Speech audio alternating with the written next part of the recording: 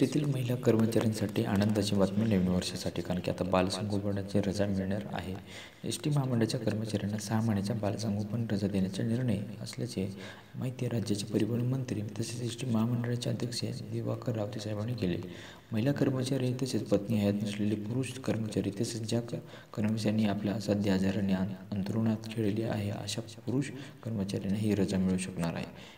T महामंडळाने महिला कर्मचाऱ्यांची प्रसूती काळात 6ऐवजी आता 9 महिन्याची रजा देण्याचा निर्णय यापूर्वीच घेतला आहे. या निर्णयाचा कुटुंबाचा कौटुंबिक टप्पा म्हणून आता महिला कर्मचाऱ्यांना बालसंगोपनाची रजाही देण्याचा निर्णय घेण्यात आला आहे. नोकरी करताना कुटुंबाकडे लक्ष देणे अवघड बनते, विशेषतः मुलांच्या परीक्षेच्या काळात सुट्ट्यांची आवश्यकता भासते.